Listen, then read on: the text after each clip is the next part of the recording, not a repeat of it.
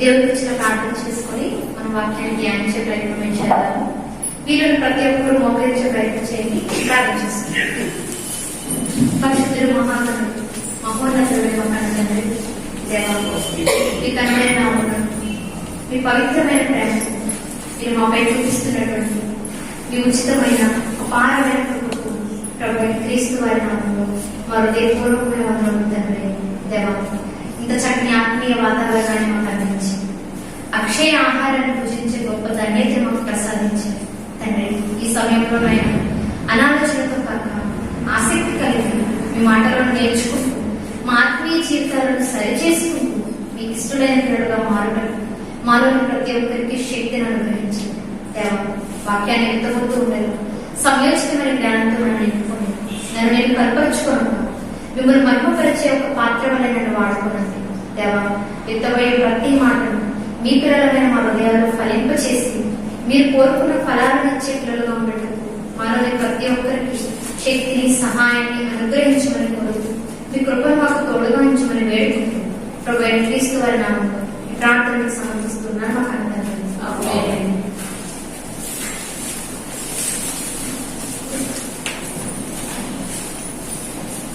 మన ఆత్మీయ జీవితాన్ని రక్షించడం శక్తి కలిగిన వాక్యాన్ని పూజించడానికి చేరవచ్చిన మీ అందరికీ మన ప్రభువుల ప్రియరక్షకుడు అయిన యేసుక్రీస్తు వారి శ్రేష్టమైన నామంలో నా హృదయపూర్వకమైన వందనాలు తెలియజేస్తున్నాను. మంచిది. ఈ దిన ఒక చిన్న విషయాన్ని మనం నేర్చుకోవడానికి సిద్ధపడతాం. ఏంటది అంటే, ఈ భూమి మీద జీవితాన్ని కొనసాగిస్తున్న ప్రతి మనిషి కొన్ని సందర్భాలలో కొన్ని విషయాలలో కొంత ప్రేరణకు గురవుతూ ఉంటారు ఎవరైనా సరే. ఎలా అంటే, ఒక వ్యక్తి తనలో ఉండే ఆలోచనల ద్వారా ప్రేరేపించబడి తన జీవితాన్ని ముందుకు కొనసాగిస్తున్న వారు చాలా మంది ఉన్నారు. అంటే మనిషిలో పుట్టినటువంటి ఆలోచన, ఆ ప్రేరేపణ తన జీవితం మీద ప్రభావితాన్ని చూపించి తన ఆలోచనలో ఉన్నది క్రియల ద్వారా బయటికి వస్తుంది అంటే ఆ వ్యక్తి ప్రేరేపించబడినట్లు లెక్క. ఇక మరొకరు ఎవరు అంటే, రెండోది, ఈ లోకంలో ఏవేవో కొన్ని మంచి పుస్తకాలు చదివి, మంచి పుస్తకాలైనా చెడ్డ పుస్తకాలైనా ఏవైనా సరే కొన్ని పుస్తకాలు చదివి, లేక కొంతమంది వ్యక్తుల జీవితాలను చదివి, లేక కొంతమంది మాట్లాడిన సందేశాలను స్పీచెస్ ని విని ప్రేరేపించబడి జీవితాన్ని ముందుకు కొనసాగిస్తున్న వారు కూడా ఉన్నారు. అంటే ఒక పుస్తకాన్ని చదివినప్పుడు ఆ పుస్తకంలో ఉన్నటువంటి సారం మనల్ని ప్రేరేపించి మన జీవితం కూడా అలా డిజైన్ చేసుకుంటున్నాము అంటే మన పుస్తకానికి ప్రేరేపించబడినట్టు లెక్క. ఒక వ్యక్తి మాట్లాడిన మాటలు విని ప్రేరేపించబడి ఆ మాటల ప్రకారంగా మనం జీవించాలని నిర్ణయం తీసుకున్నాము అంటే మనం ప్రేరేపించబడినట్టు లెక్క. మనలో పుట్టే ఆలోచనల ద్వారా మనం ప్రేరేపించబడ్డా, ఎవరో వ్యక్తులు మాట్లాడిన మాటల ద్వారా ప్రేరేపించబడ్డా, ఏది ఏమైనప్పటికీ మన జీవితం, మన వ్యక్తిగత జీవితం మనం అనుకున్నది సాధించాలి అంటే, మనం కన్న కళలను నెరవేర్చుకోవాలి అంటే, మనం పెట్టుకున్న లక్ష్యాన్ని మనం చేరుకోవాలి అంటే మన జీవితపు స్టీరింగ్, మన జీవితపు బండి యొక్క స్టీరింగ్ ఎవరి చేతిలో ఉండాలి? మన చేతిలోనే ఉండాలి. ఎదుటి వాళ్ళు మంచి చెప్తే తీసుకో, ఎదుటి వాళ్ళు చెప్పే మాట వినొద్దంటారా అంటే అలా అని కాదు. ఎదుటి వాళ్ళు చెప్తున్న మాట నీ జీవితానికి ఆమోదయోగ్యమైనదైతే ఖచ్చితంగా తీసుకో. అలా కాకుండా ఎదుటి వాళ్ళు చెడుగా ప్రేరేపించినా నువ్వు ప్రేరేపించబడిపోయి నీ జీవితాన్ని పాడు చేసుకుంటున్నావు అంటే అలాంటి వారికి నువ్వు దూరంగా ఉంటావు. అప్పుడే నీ జీవితంలో నువ్వు అనుకున్న సాధించగలవు ఏవైనా సరే. ఇకపోతే ఇక క్రైస్తవ్యానికి వస్తే, క్రైస్తవ్యానికి మనం గురించి మాట్లాడుకుంటే, ఈరోజు అత్యధికంగా యావత్ భూమి మీద అనేక మందిని ప్రేరేపణకు గురి చేస్తున్న పుస్తకం ఏదైనా ఉంది అంటే అది కేవలం బైబిల్ మాత్రమే. అనేక మందిని ప్రేరేపణకు గురి చేస్తూ వారి జీవితాలను, వారు కోరుకున్నటువంటి జీవితాలను సొంతం చేసుకునేలా చేస్తుంది అంటే అది కేవలం బైబిల్ మాత్రమే. ఈరోజు క్రైస్తవులు బైబిల్ చేత లేక వాక్యం చేత ప్రేరేపించబడి క్రీస్తులు ధరించుకొని దేవుని కొరకు ఒక విశ్వాసిగా ఉన్నతంగా బ్రతుకుతూ ఉండగా పాపాత్ములు ఈ రోజు విశ్వాసుల్ని ప్రేరేపిస్తూ ఉంటే ఈరోజు మనం ఎలా ఉన్నాం?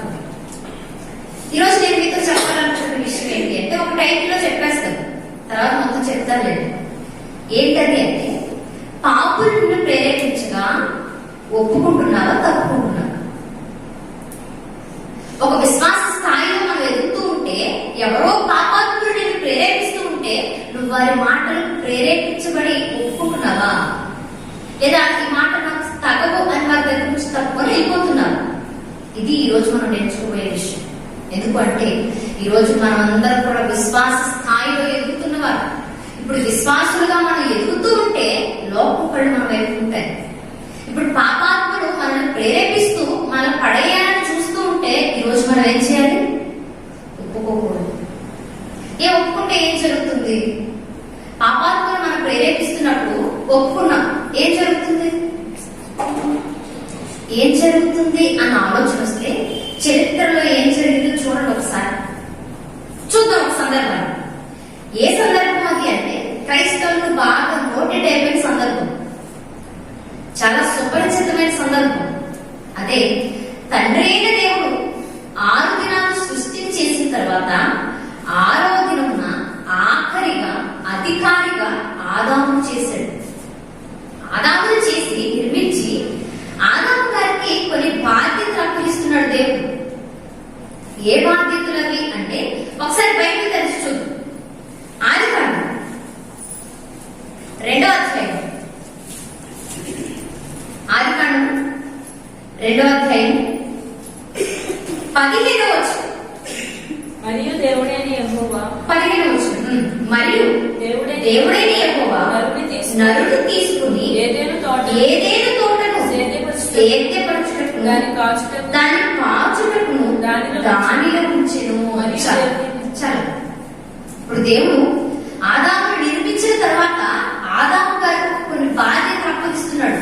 ఆదాము, నువ్వు ఏదేను తోటను ఏం చేయాలి? సేద్యపరచాలి. ఏదేను తోటను నువ్వు సేద్యపరచాలి, అలాగే ఏదేను తోటను నువ్వు కావలి కాయాలి. ఇది దేవుడు ఆదాము గారికి ఇచ్చినటువంటి బాధ్యతలు. ఇప్పుడు దేవుడు ఇచ్చినటువంటి బాధ్యతలను నెరవేరుస్తూ, అంటే ఏదేను తోటను సేద్యపరుస్తూ, ఏదేను తోటను కావలి కాస్తూ ఉండగా దేవుడు అదే ఆదాము గారికి ఒక ఆజ్ఞను కూడా జారీ చేస్తున్నాడు. ఏ ఆజ్ఞని? 17వ వచనం. అయితే మంచి చెడ్డలు తెలియదు. అయితే 16 నుంచి చూద్దాం. 16 వచనం. మరియు దేవుడైన యెహోవా ఈ తోటలో ఉన్న ప్రతి వృక్ష ఫలములను నీవు నిర్భయంగా తినవచ్చును. అయితే మంచి చెడ్డల తెలివినిచ్చు వృక్ష ఫలములను తినకూడదు. నీవు వాటిని తినదినమున నిశ్చయముగా చచ్చెదవని నరుని ఆజ్ఞ చూచెను. ఇప్పుడు దేవుడు ఆదాము గారికి బాధ్యతలు మాత్రమే కాదు, ఆజ్ఞను కూడా ఇస్తున్నాడు. ఆదాము, నీకు ఆహారం అయినప్పుడు, నీకు ఆకలి కొనినప్పుడు ఈ తోటలో ఉన్న చెట్ల ఫలాలన్నిటినీ నువ్వు నిర్భయంగా తినే, భయపడవు. కానీ ఈ తోట మధ్యలో ఉన్నటువంటి వృక్ష ఫలాన్ని మాత్రం నువ్వు తినకూడదు. అదే మంచి చెడ్డలు తెలివిచ్చే వృక్ష ఫలం. నువ్వు దాన్ని తినకూడదు, దాన్ని ముట్టుకోకూడదు. ఎందుకు ప్రభువా? ఎందుకంటే అది తిన్న దినానికి నిశ్చయంగా చనిపోతావు, మరణిస్తావు. కాబట్టి నీకు ఆహారం అన్నప్పుడు ఏ వృక్ష ఫలాన్నైనా తిను, కానీ మంచి చెడ్డలు తెలివినిచ్చే వృక్ష ఫలం జోలికి నువ్వు వెళ్ళకు అన్న ఆజ్ఞను జారీ చేశాడు. ఇప్పుడు ఆదాము గారి జీవితం చూడండి. ఏదైనా తోటను సేద్యపరుస్తూ, ఏదైనా తోటను కావలి కాస్తూ దేవుడు తనకిచ్చిన పనిని నెరవేరుస్తూ ఉన్నాడు. పనిని నెరవేరుస్తూనే దేవుడు తనకిచ్చినటువంటి ఆజ్ఞను కూడా గైకుంటూ ఉన్నాడు. అప్పటి వరకు తెలియని పండు తిన్న సందర్భం మనం ఇప్పటివరకు చదవలేదు. ఇప్పుడు చదివిన భాగం అంటే దేవుడు అప్పగించిన పనిని చేస్తూ, ఆజ్ఞను పాటిస్తూ దేవుడికి ప్రియమైన కుమారుడుగా బ్రతుకుతున్నాడు. తోటలో వరకు. ఇప్పుడు దేవుడి పనిలో బ్రతుకుతున్న ఆదాము గారికి దేవుడు సాటి అయిన సహాయాన్ని ఇవ్వాలనుకున్నాడు. అందుకే సహాయకారిగా ఎవరినిచ్చాడు? భార్యగా హవ్వనిచ్చాడు. ఆదాము వెంపులో నుండి స్త్రీని నిర్మించి ఆ స్త్రీని ఆదాము గారికి భార్యగా జత చేశారు. ఇప్పుడు భార్య బాధ్యత అంతా ఎవరిది? భర్తది. ఎప్పుడు భార్య ప్రతి బాధ్యత కూడా భర్త మీద ఆధారపడి ఉంటుంది. ఇప్పుడు మీ ఇరువురి జీవితం ఎలా ఉంది అంటే దేవుడు అప్పగించిన పనిని చేస్తూ, ఏదైనా తోటను సేద్యపరుస్తూ, ఏదైనా తోటను కావలి కాస్తూ, దేవుడిచ్చిన ఆజ్ఞ ప్రకారంగా ఆ చెట్టు పండును తినకుండా జాగ్రత్తగా బ్రతుకుతున్నారు. మన భాషలో చెప్పాలి అంటే ఆత్మీయంగా ఉన్నతంగా బ్రతుకుతున్నారు. ప్రతిరోజు దేవుడితో సహవాసం ఉంది, దేవుడి మాట వినబడుతూ ఉంది, దేవుడు ఏర్పరిచిన తోటలో చక్కగా ఉన్నారు. అంటే దేవుడి సన్నిధిలో బ్రతుకుతూ ఉన్నారు. మనకు అర్థం కావడానికి విశ్వాస స్థాయిలో బ్రతుకుతున్నారు వారు. ఇప్పుడు దేవుడి మాట పైన నమ్మి దేవుడు ఏర్పరిచిన పనిని చేస్తూ ఉన్నతంగా దేవుడి పనిలో ఉన్న వారి దగ్గరకు ఎవరు చెట్టు? ఎవరు తెలుసా? అపవాది ఎంత బాగా మాట్లాడు. ఎవరు తెలుసా? పరలోకంలో దేవుని యొక్క ఉన్నతమైన దూతగా వెలిగిపోయిన దూతలలో ప్రధానుడుగా ఉండి ఒక చిన్న పాపం చేసి, ఒక చిన్న ఆలోచన చేసి దేవుడికి విరుద్ధంగా ఆ దూతలో ఉన్నటువంటి ప్రధానత్వాన్ని పోగొట్టుకొని ప్రధాన పాపిగా మారిపోయాడు.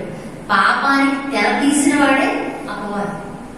ఇప్పుడు పాపిగా మారిపోయి దేవుడి చేత నెట్టివేయబడి కట్టిన చీకటిగా బిలంలో పాతాళంలో ఎక్కడో బ్రతుకుతున్నవాడు వెంటనే ఎక్కడికి వచ్చాడు? దేవుడి దగ్గర పర్మిషన్ తీసుకొని దేవుడి పిల్లల దగ్గరకు వచ్చాడు.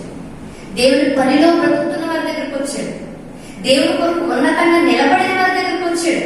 ఇంకా చెప్పాలి అంటే దేవుడి సన్నిధిలో బ్రతుకుతున్న ఆది దంపతుల దగ్గరకు వచ్చాడు. వచ్చి చూద్దాం మూడో అధ్యాయం. దేవుడైన యెహోవా చేసిన సమస్త భూజంతువులలో సర్పము యుక్తి గలదే ఉండేది. అది ఆ స్త్రీతో ఇది నిజమా? ఈ తోట చెట్టులో దేని ఫలములైనను మీరు తినకూడదని దేవుడు చెప్పనా అని అడిగాను. చాలు. ఇప్పుడు దేవుడి దగ్గర పర్మిషన్ తీసుకొని నాకు ఇవ్వబడింది కొంత సమయమే అని గుర్తించి వెంటనే దేవుడి పిల్లలు విశ్వాసులుగా ఉన్నవారిని పాడు చేయడానికి వస్తుంది. వచ్చి ఎవరిని సెలెక్ట్ చేసుకుంది? సర్పాన్ని. ఒక పాముని సెలెక్ట్ చేసుకుని పాము రూపంలో హవ్వకు దర్శనం ఇస్తుంది. మీరు ఆలోచించండి, భలే ఉంటుంది. చూడడానికేమో సర్పపు ప్రతిమ, అంటే సర్పపు రూపం పాములా కనపడుతుంది చూడటానికి. కానీ మాట్లాడుతుంటే ఏ స్వరం వినపడుతుంది? మానవ స్వరం, మనిషి మాట్లాడుతున్నట్లుగా ఉంది. ఒక విచిత్రమైన ఆకారంతో అబ్బమ్మతో మాట్లాడుతున్న మాట ఏంటో తెలుసా? ఇది నిజమా? ఏది? నాకు ఒకటి తెలుసు. ఏంటది అంటే దేవుడు ఈ తోట పళ్ళలో ఏదైనా తినొద్దని చెప్పాడా? ఈ తోట చెట్ల ఫలాలను ఏదైనా తినకూడదని దేవుడు చెప్పాడా అని అబ్బమ్మ గారిని అడగగానే చక్కగా సమాధానం ఇస్తుందా? ఏమని? అందుకు స్త్రీ ఈ తోట చెట్ల ఫలములను మేము తినవచ్చును. అయితే తోట మధ్య ఉన్న చెట్టు ఫలములను గురించి దేవుడు మీరు చావుకున్నట్లు వాటిని తినకూడదని వాటిని ముట్టకూడదని చెప్పానని సర్పంతో అనేచ్చాను. ఇప్పుడు చిలక చెప్పాడు చెప్తుంది. లేదు, మా దేవుడి తోట ఫలాలన్నీ మమ్మల్ని తినమని చెప్పేశాడు మా ఆయనతో. ఎలా తెలిసింది? ఏంటి? భర్త చెప్పాడు. భార్య బాధ్యత ఎవరిది? భర్తది. అంటే దేవుడు ఆదాముకు చెప్తే ఆదాము గారు ఎవరు చెప్పారు? భార్యతో సాటి అయిన సహకారితో ముచ్చరించాడు విషయాన్ని. ఈ పండుగ దేవుడు మనల్ని తినొద్దన్నాడు. ఎప్పుడు దాని వైపు చూడకు అని నేర్పించాడు. అందుకే మాట్లాడుతుంది, ఈ చెట్ల ఫలాలన్నీ తినొచ్చు, కానీ తోట మధ్యలో ఉన్నటువంటి చెట్టు ఫలాన్ని మాత్రం మేము తినకూడదు. దాన్ని తింటే మేము చనిపోతామని మా దేవుడు మాకు చెప్పాడు అని ఎంత ఉన్నతంగా చెప్పింది. అంటే దేవుడి మాట పైన నమ్మకం ఉందా? దేవుడి మాట ప్రకారంగా అప్పటి వరకు బ్రతికింది. దేవుడి మాట మీద గౌరవం ఉంది, నమ్మకం ఉంది, దేవుడి అంటే ప్రేమ ఉంది, అన్నీ ఉన్నాయి. విశ్వాసంగా ఒక మంచి స్థితిలో ఉందా? కానీ ఎప్పుడైతే అపవాదం ఒక్క మాటను పలికాడో వెంటనే ఆ విశ్వాస స్థాయిలో వచ్చి పడిపోతున్నారు. ఏమని పలికాడు అపవాది? తాగొచ్చు. అందుకు సర్పము మీరు చావనే చావను, మీరు వాటిని తిను తినమున మీ కన్నులు తెరవబడలని మీరు మంచి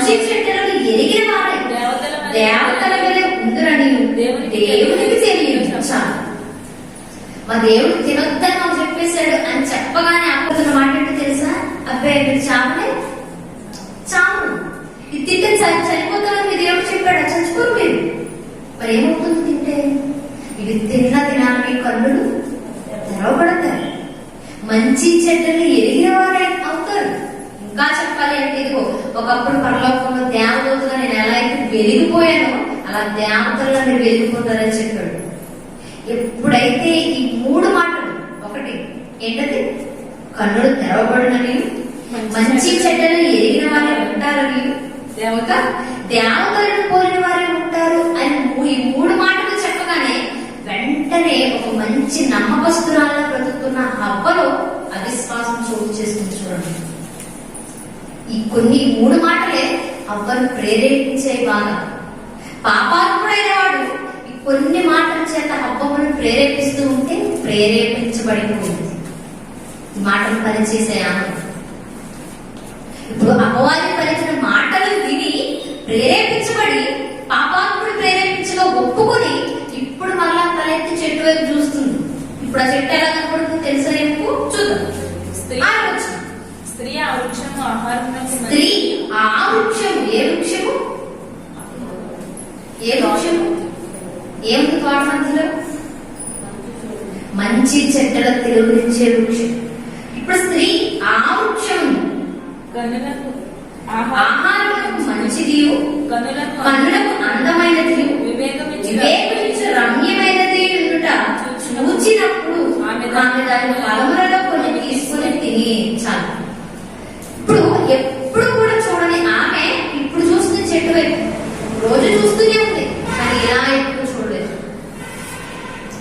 ఏదైనా తోటలో వారు ఎంతకాలం జీవించారో మనకు తెలియదు, కానీ ఏదైనా తోటలో జీవించినంత కాలము ఎప్పుడు ఆ చెట్టును చూస్తూ ఉన్నా అది ఆమెకు ఆహారంగా అనిపించింది. మరి తాకేస్తే అప్పటి వరకు ఏ పళ్ళు తిని పెరిగారు వారు? తోటలో అన్ని పళ్ళను తింటూ పెరిగారు తప్ప మంచి చెడ్డ వృక్ష ఫలాన్ని ఎప్పుడు కూడా ఆహారంగా వారు తెలియదు. కానీ ఇప్పుడు ప్రేరేపించబడిన తర్వాత, పాపాత్ముల చేత ప్రేరేపణకు గురైన తర్వాత ఇప్పుడు చెట్టును చూస్తూ ఉంటే ఆహారానికి ఇదే మంచిదని అనిపిస్తున్నాము. ఆహారానికి ఇదే మంచిది. రెండోది, కన్నులకు అందమైనది. ప్రతిరోజు ఆ చెట్టుని చూస్తూ ఉన్న ఏ రోజు స్పెషల్ గా కనిపించలేదు. ఏ రోజు స్పెషల్ గా కనిపించకపోయినా పాపాత్ముడు ప్రేరేపణకు గురైన తర్వాత కళ్ళతో చూస్తుంటే ఎలా కనపడుతుంది? అందంగా కనపడుతుంది. ఆ చెట్టు రోజులానే ఉంది, స్పెషల్ గా రంగు లేదు, మారిపోలేదు. కానీ చూస్తున్న ఈ దృక్కోణంలో తేడా వచ్చింది. మరొకటి ఏంటి? వివేకమిచ్చు రమ్యమైనది. అప్పటి వరకు దేవుని వివేకం మీద ఆధారపడి బ్రతికారు. అప్పటి వరకు దేవుని మాట పైన నమ్మకంతో బ్రతికారు వారు. కానీ ఇప్పుడు ఆమె కనిపిస్తుంది ఏంటో తెలుసా? ఇది దేవుని వివేకంతో మాకు పని లేదు, దేవుని వివేకం మాకు అవసరం లేదు, ఈ చెట్టు పట్టే మాకు వివేకం ఇవ్వగలదు అన్న ఆలోచనతో చెట్టు వైపు చూస్తూ ఉంది. అంటే ఎప్పుడైతే అపవాది పలికిన మాటలు ఏం ఒప్పుకుందో, ఏమో పనిచేశాయో, వెంటనే అపవాది మాటలు ప్రేరేపించబడి పాపం చేయడానికి సిద్ధపడిపించు. ఆ తర్వాత మనకు తెలిసిన ఆమె వెంటనే ఆ పళ్ళు తీసుకొని తినేసి తింటూ కూడా చక్కగా ఉన్నతమైన భార్యలా ఆలోచించింది. ఏమని? నేను ఒక్కదాన్ని తింటే ఎలా? నేను ఎవరికి సాటి సహకారం చేయబడ్డాను? మా ఆయనకు.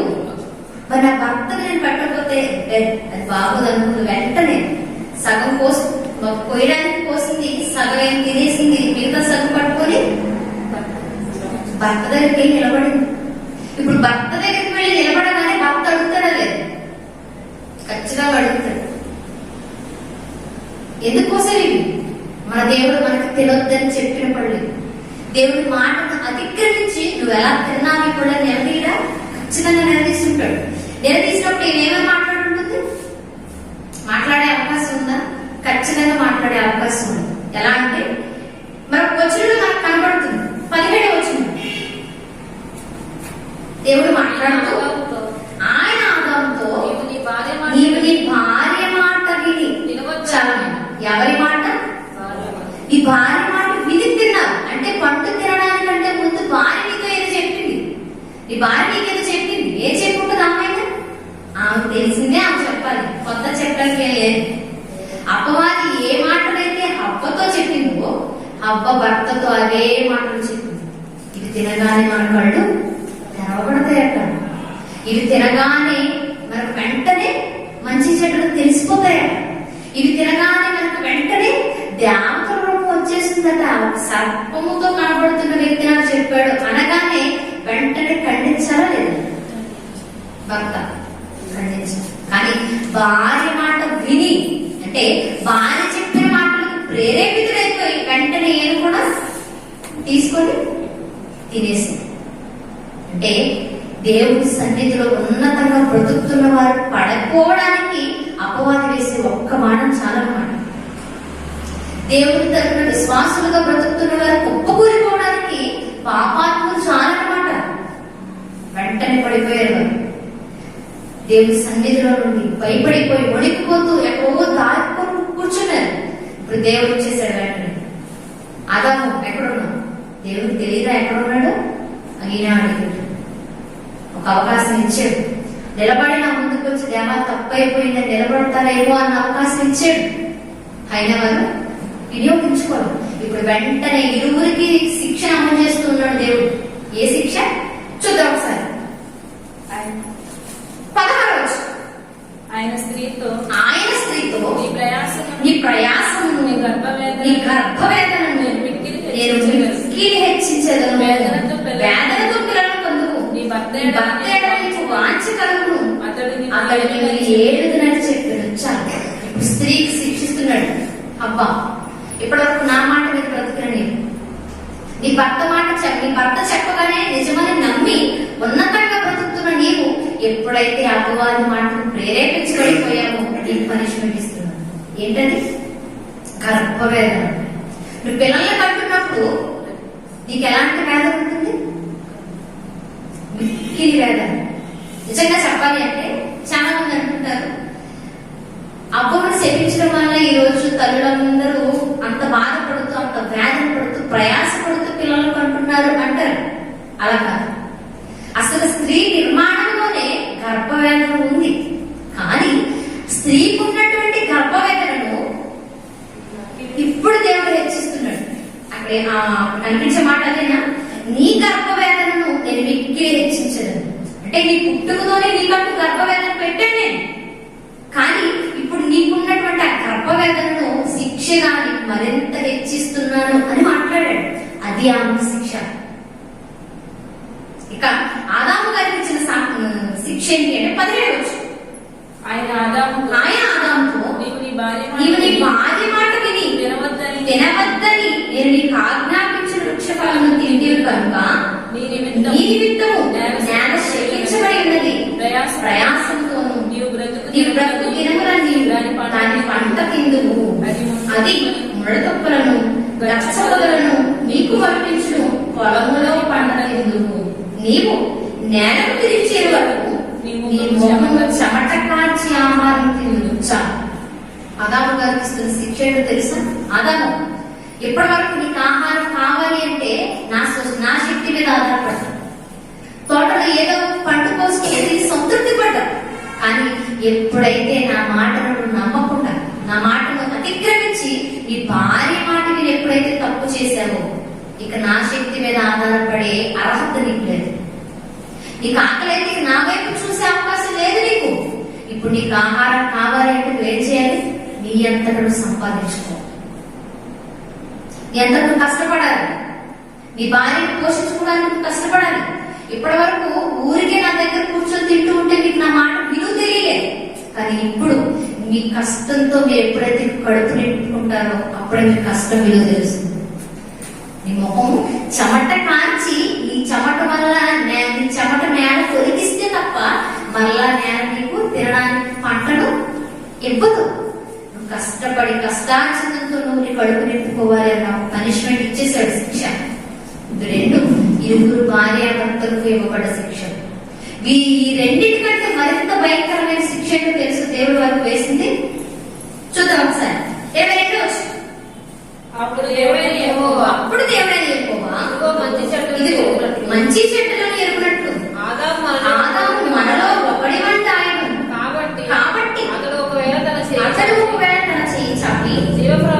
ఏ వృక్ష ఫలము కూడా తీసుకొని తిని నిరంతరము నిరంతరము జీవించలేము అని దేవుడైన యెహోవా అతడు అతడు ఏ నేల నుండి తీయబడెను దాన్ని సేద్యపరచుటకు ఏదైనా తోటలో నుండి అతని పంపివేసెను. అప్పుడు ఆయన ఆదామును వెళ్ళగొట్టి ఏదైనా తోటకు చాలా. ఇప్పుడు దేవుడు వారు చేస్తున్న మరింత శిక్ష ఏంటో తెలుసా? ఏదైనా తోటలో నుండి వారు గెంటి వేయబడుతున్నారు. వెళ్ళగొట్టడం అంటే ఏంటి? సదర్భంగా చక్కగా కారు వరకు వెళ్ళి కారు ఎక్కించి సాగనకి రావడమా? ఏంటి వెళ్ళగొట్టడం అంటే? ఇక నువ్వు నాకు అవసరం లేదు, నేను చూస్తుంటే నాకు అసహ్యం వేస్తుంది, ఇక నువ్వు నా కుమారుడిగా బ్రతకడానికి వీల్లేదు అని వెళ్ళగొడుతూ ఉన్నాడు దేవుడు. అంటే మీరు చేసిన పాపానికి మరింత ప్రతిఫలం ఏంటో తెలుసా? దేవుడి సన్నిధికి మనం దూరం అయిపోయారు. అప్పటి వరకు మీరు ఎవరు అంటే మీరు దేవుడి పిల్లలు అని చెప్పుకునే రైట్ అనుకుంది. కానీ ఎప్పుడైతే పాపాత్ముడి మాటకు ప్రేరేపించి ఒప్పుకున్నారో వెంటనే ఇప్పుడు దేవుడి పిల్లలుగా పిలువబడడానికి వారికి అర్హత లేదు. ఒక్క మాటలో చెప్పాలి అంటే తండ్రి లేని అనాథ పిల్లలు అయిపోయారు వారు. బయటకు వచ్చిన తర్వాత మేము తప్పు చేశామా అని పిల్లలతో చెప్పుకునే పరిస్థితి వారికి వచ్చింది అంటే మరింత శిక్ష. ఒకటి వ్యక్తిగతంగా శిక్షలు పొందుకున్నారు, అన్నిటికంటే భయంకరమైనది దేవుడి సన్నిధి నుండి దూరంగా వెళ్ళిపోయారు. అప్పటి వరకు దేవుడి సన్నిధిలో ఆనందంగా దేవుడి కృపకు నోచుకుంటూ దేవుడి చూపుతో బ్రతుకుతూ ఉన్నవారు ఇక మీద అలా ఉండడానికి వారికి అదృష్టం లేదు. కారణం ఏంటి?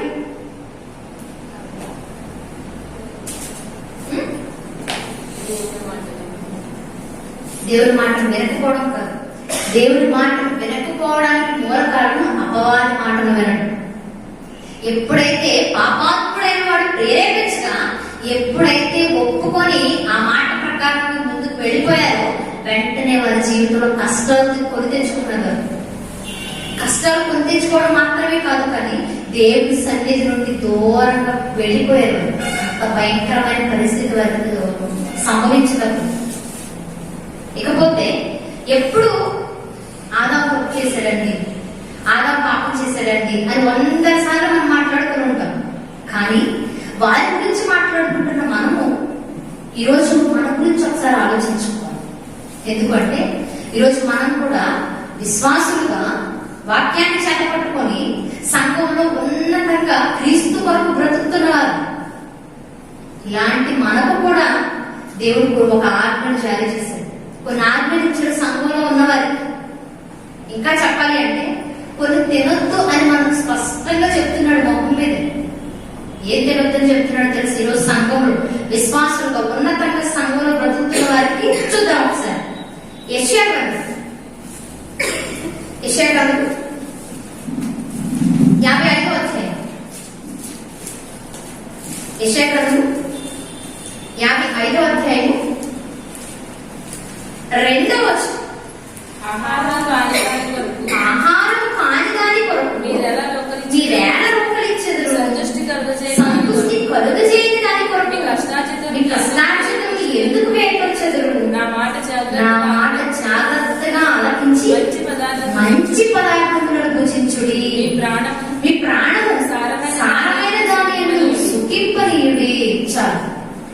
భక్తుడైన యెషయా గారి ద్వారా ఆ రోజు సమాజానికి తెలియబడుతున్నమాట. ఈ రోజు సంఘంలో ఉన్న ప్రతి ఒక్కరికి వర్తించే మాట. ఇదిగో నా మాట మీరు జాగ్రత్తగా విని ఏ పదార్థాలు మీరు భుజించాలి? మంచి పదార్థాలు. ఈ సందర్భంలో ఆహారం కాని పదార్థాలు కనపడుతూ ఉన్నాయి, మన భోజనానికి మంచి పదార్థాలు కనపడుతూ ఉన్నాయి. ఆహారం కాని పదార్థము ఆహారమైన పదార్థం. ఆహారానికి ఏ పదార్థాలు అంటే మంచి పదార్థాలు తీసుకో. ఆహారం కాని పదార్థాలు ఏమి అంటే మీ శరీరానికి కీడు జరిగించేవి చెడు పదార్థాలు. అంటే ఆహారానికి మంచి పదార్థాలు, ఆహారం కాని దాని కొరకు చెడు పదార్థాలు. ఏవి చెడు పదార్థాలు? ఒక మాటలో చెప్పనా? ఈరోజు మనం ఏదైనా ఒక పదార్థాన్ని తింటున్నాము అంటే, ఒక పదార్థాన్ని మనం స్వీకరించి తీసుకుంటున్నాము అంటే ఆ పదార్థం వల్ల మన ఆరోగ్యం పాడవకుండా, దేవుడు మనకిచ్చిన అవయవాలు నష్టపోకుండా, మన బలం అనేది దినదినము అభివృద్ధి పొందుతూ ఉంది అంటే అది మన జీవితానికి మంచి పదార్థం.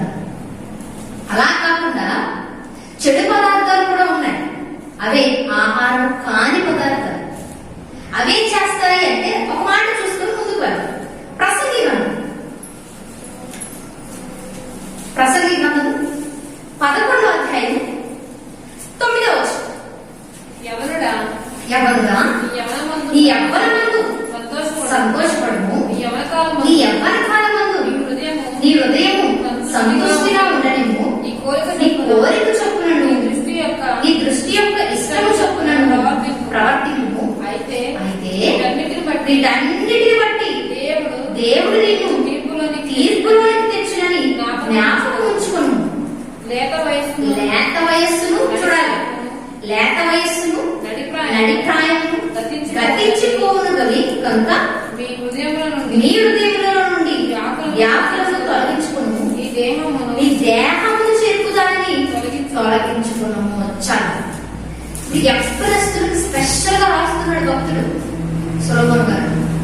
యవనుడా, ఇదిగో నీ దేహాన్ని చెరిపేది నీ దగ్గర ఉంటుంది, దాన్ని నీ దగ్గర నుండి తొలగించు. యవ్వనస్తులు లేత వయస్సు కలిగిన వారు, నడి ప్రాయం కలిగిన వారు.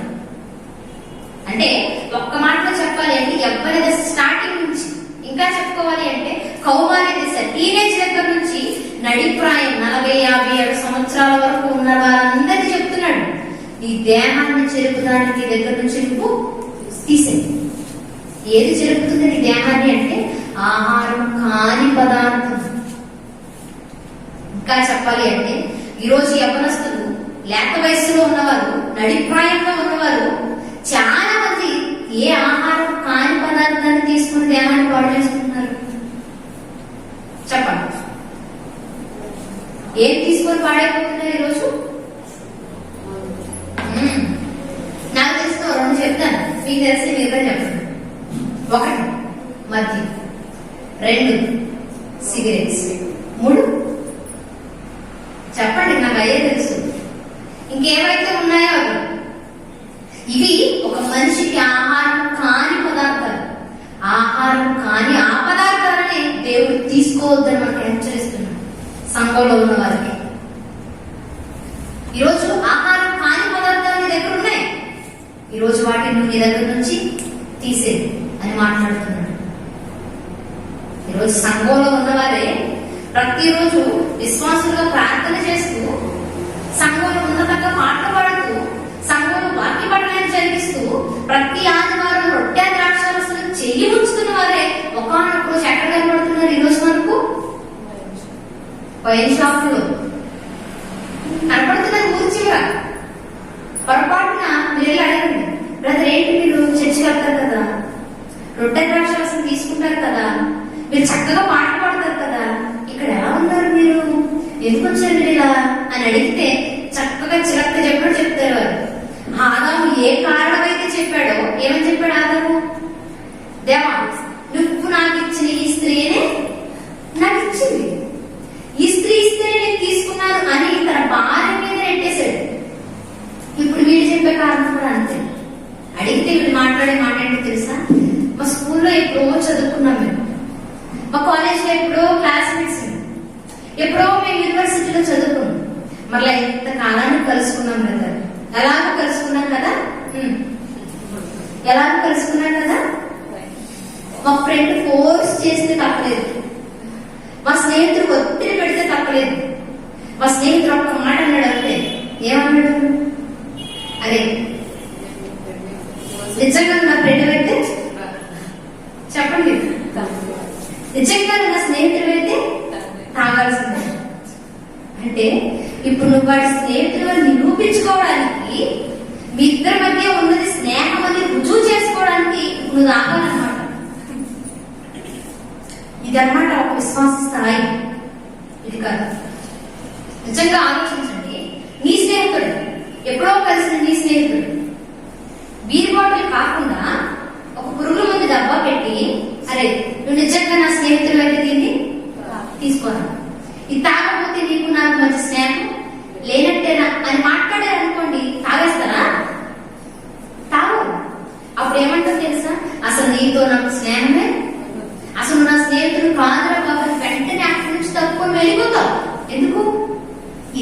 హాని చేస్తుందన్న విషయం నీకు తెలుసు కాదు. ఒక పురుగుల మందు డబ్బా నీ జీవితానికి హాని చేస్తుందన్న విషయం తెలుసు కాబట్టి నాకు ఉత్తరాలు తప్పుకుని వెళ్ళిపోతున్నాం. మరి అలాంటప్పుడు వెంటనే ఒక బీర్ బాటిల్ నీ ముందు పెట్టగానే నా ఆత్మీయ జీవితానికి ఇది నష్టం, నాకు వద్దని వెతికి వెళ్ళిపోలేకపోతున్నాం. ఎవరో ప్రేరేపిస్తే సంఘంలో ఒక విశ్వాసిగా ఉన్న నిన్ను లోకంలో ఉన్న ఒక పాపాత్ముడు ప్రేరేపిస్తూ ఉంటే ఈరోజు వాడి మాటలు ఒప్పుకొని ఆత్మీయ జీవితాన్ని పాడు చేసుకుంటున్నాం. భయంకరమైన పరిస్థితి ఈ రోజు ఉంది సమాజంలో. ఇలాంటి విషయాలు బట్టే కదా ఈరోజు అన్నిలో మనల్ని వేలెత్తి చూపించేది. ఇలాంటి సంఘటన ఇప్పుడు సంఘంలో కొత్త ఏది కాదు. ఎందుకు అంటే మొదటి శతాబ్దంలోనే ఇలాంటి వారు తయారైపోయింది. దేవుని నీడన బ్రతుకుతూ, సంఘంలో బ్రతుకుతూ, సంఘంలో ఉన్నతంగా నిలబడుతూ, క్రీస్తు పక్షాన్ని బ్రతుకుతున్న ఒక విశ్వాసి ఒక పాపాత్ముడు చెప్తూ ఒప్పుకుంటున్నాడు. ఇప్పుడు కాదు, ఇప్పుడు మొదటి శతాబ్దంలోనే పౌలు గారు స్థాపించినటువంటి ఒక సంఘానికి ఇలాంటి దుస్థితి వచ్చింది. పౌలు గారు దేవుని కొరకు తనను తాను ప్రతిష్ఠించుకొని అనేక ప్రాంతాల సంఘాన్ని, అనేక ప్రాంతాల పరిచర్యను జరిగిస్తూ సేవలు చేస్తూ ముందుకు వెళుతూ ఉండగా కొరింథీ ప్రాంతంలో సుమారు సంవత్సరం నెల ఉంటారు. ఆయన సంవత్సరం 6 నెలలు కొరింథీ ప్రాంతంలో ఉండి అక్కడ ఉన్న వారికి అందరికీ యేసుక్రీస్తు వారిని గురించిన సువార్తను చెప్పి వారి విశ్వాసులుగా బలపరిచి ఒక సంఘంగా వారిని ఏర్పరిచి ప్రతి దినము రొట్టె ద్రాక్షారసం గురించి కూడా స్పష్టంగా చెప్పి మరలా కొంతకాలం తర్వాత ఎఫెస్కి వెళ్ళిపోతుంది. అపోస్తలుల కార్యాలు 18-19 అధ్యాయంలో ఉంటుంది. ఎఫెస్ ప్రాంతానికి వెళ్ళిపోయిన తర్వాత అక్కడ పరిచర్యను జరిగిస్తూ ఉంటారు పౌలు గారు. ఇప్పుడు ఎఫెస్ లో పరిచర్య జరిగిస్తూ ఉండగా పౌలు గారు వార్త వినబడింది. వెంటనే ఒక న్యూస్ వినబడింది. ఏంటా న్యూస్ అంటే చూద్దాం ఒకసారి. కొరింథీయులకు రాసిన పత్రిక, కొరింథీయులకు రాసిన మొదటి పత్రిక 5వ అధ్యాయం, కొరింథీయులకు రాసిన మొదటి పత్రిక 5వ అధ్యాయం మొదటి వచనం. మీలో జాగ్రత్త ఉన్నది. మీలో ఎవరిలో? కొరింథీ సంఘంగా స్థాపించినటువంటి విశ్వాసుల గుంపులో ఏమి వినిపించింది? నీకు మీలో జాగ్రత్త ఉన్నదని వదంతి కలదు. మీలో ఒకడు తన తండ్రి భార్యను ఉంచుకున్నాడట. అట్టి జాగ్రత్త అన్ని జనులలో జరగదు. ఇట్లుండి మీరు ఒప్పుకున్నారే కానీ ఎంత మాత్రము దుఃఖపడి ఇలాంటి కార్యం చేసిన వారిని మీలో వెలివేసిన వారు కాదు.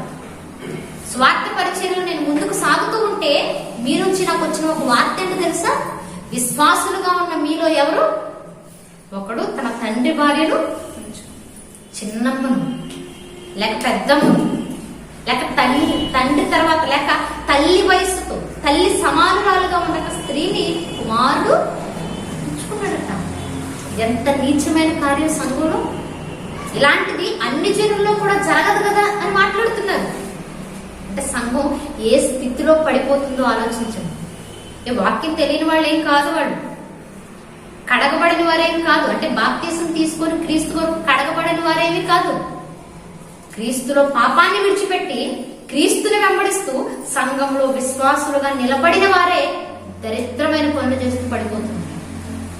ఇప్పుడు పడిపోతున్న వారిని చూస్తూ పౌలు గారు రాస్తున్న మాట ఏంటో తెలుసా? 9వ వచనం. జారులతో సాంగత్యం చేయవద్దని నా పత్రికలో మీకు రాసి ఉంటుంది. అయితే ఈ లోకపు జారులతోనైనను లోబులతోనైనను దోచుకొని వారితోనైనను విగ్రహారాధికులతోనైనను ఏ మాత్రము సాంగత్యం చేయవద్దని కాదు. అలాగైతే మీరు లోకము నుండి వెళ్ళవలసి వచ్చింది కదా. ఇప్పుడు లోకంలో జారులున్నారు, వారితో సాంగత్యం చేయొద్దని చెప్పట్లేదు. ఎందుకంటే వారు లోకస్తులు. రేపు చనిపోయిన తర్వాత వారి లెక్క వారు దేవుడిని చెప్పుకుంటారు. కానీ నువ్వు విశ్వాసిగా ఉన్నప్పుడు, లోకంలో నువ్వు బ్రతుకుతూ ఉన్నప్పుడు నీ జాగ్రత్తను చూసుకోవాలని మాట్లాడుతున్నావు. 11వ వచనం. ఇప్పుడైతే ఇప్పుడు సంఘంలోకి నువ్వు వచ్చిన తర్వాత, విశ్వాసిగా నువ్వు స్థిరపడిన తర్వాత, క్రీస్తును ధరించుకొని ఉన్నతమైన స్థాయిలో నిలబడిన తర్వాత, ఇప్పుడు సహోదరుడనబడిన వాడు ఎవడైనను జారుడు కాని జారుడు కాని లోబి కాని విగ్రహారాధికుడు కాని ఇట్టుపోతు కాని త్రాగుబోతు కాని దోచుకునివాడు కాని అయ్యున్న ఎడల అట్టి వారితో సాంగత్యం చేయకూడదు జింపను కూడదని నీకు రాయిచున్నాను. చాలా ఇదిగో ఇప్పుడైతే సంఘంలోకి వచ్చాను. సంఘంలోకి వచ్చిన తర్వాత మీ సంఘ సహవాసంలో ఒక విశ్వాసి లోబిగా కానీ, అన్నిటికంటే ఈరోజు మనం మాట్లాడుకునేది త్రాగుబోతుగా కానీ. ఈరోజు సంఘంలో ఒక విశ్వాసి త్రాగుబోతుగా నీకు కనబడుతూ ఉంటే నువ్వేం చేయాలో తెలుసా? అలాంటి వాడితో స్నేహం చేయ. లోకంలో ఉన్నదాన్ని ప్రేరేపించబడి తప్పు చేసిన వాడు ఈరోజు నిన్ను ప్రేరేపించి నిన్ను కూడా తప్పు చేయడానికి సిద్ధపడగలడు. అలాంటి వాడితో సాంగత్యం చేయవద్దు, భోజనం కూడా చేయవద్దు అలాంటి వాడు. అసలు సంఘంలో ఎలాంటి వాళ్ళు ఉండడమే దౌర్భాగ్యమైన విషయం అని మాట్లాడుతున్నారు. 11వ వచనం, మీరు లోపటి వారికి తీర్పు తీర్చేవారు కనుక ఆ దుర్మార్గుని మీలో నుండి వెలివేయుడి. ఆ దుర్మార్గుని, ఏ దుర్మార్గుని? మద్యం సేవించి మద్యబానిసగా ఎవరైతే సంఘంలో ఉంటున్నారో అలాంటి వారిని ఏం చేయాలి? మీలో నుండి వెలివేయడు. వెలివేయడం అంటే కొద్ది నువ్వు రావడానికి పనిలేదు, వీల్లేదు. నువ్వు ఈ బానిసత్వంలో ఉన్నవాడికి సంఘంలో ఉండడానికి నీకు అర్హత లేదు అని సంఘంలో ఉన్నవారే చేయాలంట. మీరు ఆలోచించండి. జనరల్ గా మద్యం సేవించిన వాడని న్యాయస్థానంలోకి రానివ్వు, అంటే కోర్టులోకి రానివ్వు. కాబట్టి చూడండి, న్యాయస్థానాల్లో కోర్టులో మద్యం సేవించిన వాళ్ళ లోపలికి రానివ్వరు, ఎలా చెయ్యరు. ఈ లోకపరంగా ఒక న్యాయస్థానంలోకే నేను రానివ్వనప్పుడు న్యాయాధిపతి దేవుడు, న్యాయ నిర్ణేత ఆయనకున్న పేరుల్లో ఒక లక్షణమే న్యాయవంతుడు. మరి అలాంటి న్యాయవంతుడున్న సంఘంలోకి నువ్వెలా రాగలవు? అసలు వచ్చే అర్హత ఉందా? లేదు. నిజంగా తాగుబోతుల పరిస్థితి ఎలా ఉంటుందో చూడండి. తన కష్టార్జితం, ఇందాక పలికిన మాటలు, నీ కష్టార్జితాన్ని మీరు రోకలు ఎలా ఇస్తున్నారు అని మాట్లాడతారు యెషయా గారు. అంటే దినదినము మీరు కష్టపడి ఎండనక వాననక కష్టం అనక రాత్రి అనక పగలనక ఏమి తెలియకుండా ఒంట్లో ఉన్న శరీరం అంతా, శరీరంలోని అవయవాలన్నీ కష్టపడిపోయి ఉన్న బలాన్నంతటిని ఖర్చు పెట్టి 4 రూపాయలు సంపాదిస్తూ ఉంటే 4 రూపాయలు కాస్త ఆహారం కాని కొనుక్కోవడానికి మీరు ఇంట్రెస్ట్ చూపిస్తున్నారు. మీరు ఎలా సంపాదిస్తున్నారు అని మాట్లాడుతున్నాడు యెషయా గారు. కష్టార్జితాన్ని ఎలా వేయపరుస్తున్నారు? మీరు అలాంటి వారిగా ఉంటే కుటుంబంలో మీకు గౌరవం ఉండదు. అలాంటి వారిగా ఉంటే మీ పిల్లల దగ్గర మీకు గౌరవం ఉండదు. అన్నిటికీ మించి సంఘంలో మీకు స్థానం ఉండదు. ఇంకా చెప్పాలి అంటే అంతకంటే భయంకరమైన శిక్ష ఏంటో తెలుసా? 6వ అధ్యాయం 9వ వచనం, అన్యాయస్తులు దేవుని రాజ్యమునకు వారసులు కానేరని మీకు తెలియదా? మోసపోకుడి, జారులైనను విగ్రహారాధికులైనను వ్యభిచారులైనను ఆడంగితనము గలవారైనను పురుష సంయోగులైనను దొంగలైనను లోగులైనను త్రాగుబోతులైనను దోషకులైనను దోచుకుని వారైనను దేవుని రాజ్యం వారసులు కానేరను. ఇప్పుడు తాగుబోతులను నీ లోకంలో బ్రతుకుతున్నావంటే నీకు ఏ లోకంలో సీట్ లేదు? దేవుని రాజ్యంలో నీకు సీట్. కుటుంబంలోనూ విలువ లేక, సమాజంలోనూ గౌరవం లేక, సంఘంలోనూ స్థానం లేక, మరణించిన తర్వాత పరలోకానికి కూడా నువ్వు చేరుకోలేక ఎందుకు ఇంక జీవితం? ఈ 10 నిమిషాల ఆనందం కోసం, ఒక 2-3 బాటిల్స్ కోసం నీ ఆత్మీయ జీవితాన్ని ఈ రోజు విశ్వాసంగా నువ్వు పోగొట్టుకో.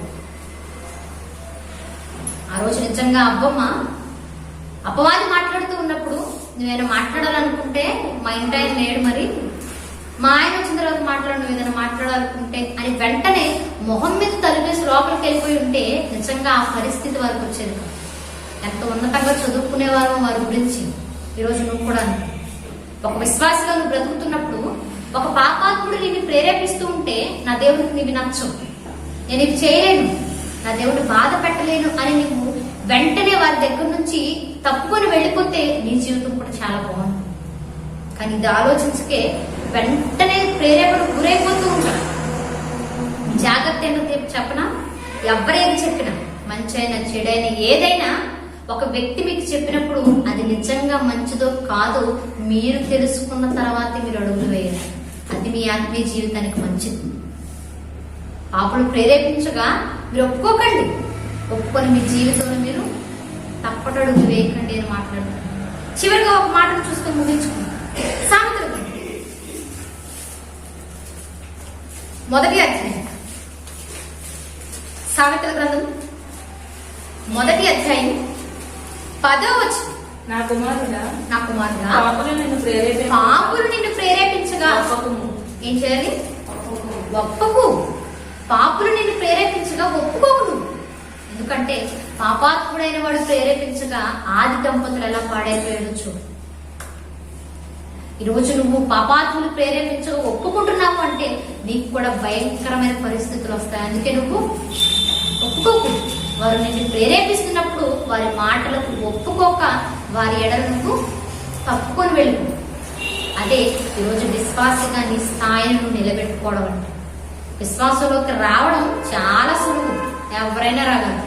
కానీ విశ్వాసంలో స్థిరపడిపోయి అవిశ్వాసిగా మారకుండా నిలబడటం అనేది చాలా కష్టం. అందుకే యేసుక్రీస్తు వారు మాట్లాడిన మాట ఏంటి? మొదటి వారు కడపటి వారు అవుతుంది, కడపటి వారు స్టార్టింగ్ ఉండడం గొప్ప కాదు, చివరి వరకు ఉండడం. అంతము వరకు సహించిన వాడే రక్షింపబడును. అంటే మన జీవితం ప్రారంభించినప్పుడు కార్యారంభం కంటే కార్యాంతం బాగుంటుంది. అంటే విశ్వాసగా నువ్వు బలపడుతూ ఎదుగుతూ ఉండాలి తప్ప ఎప్పుడు విశ్వాసంలో నుంచి నువ్వు పడిపోవు. అందుకే పాపులు నిన్ను ప్రేరేపించగా ఒప్పుకోకు అయిపోయింది వచ్చింది. సరే, ప్రార్థన చేస్తాం. పరిశుద్ధుడు మహాగణుడు మహోన్నతుడు మహాగణుడు దేవా, మీ ఘనమైన నామమున మరి ఒకసారి కృతజ్ఞతాస్తుతులు తండ్రి.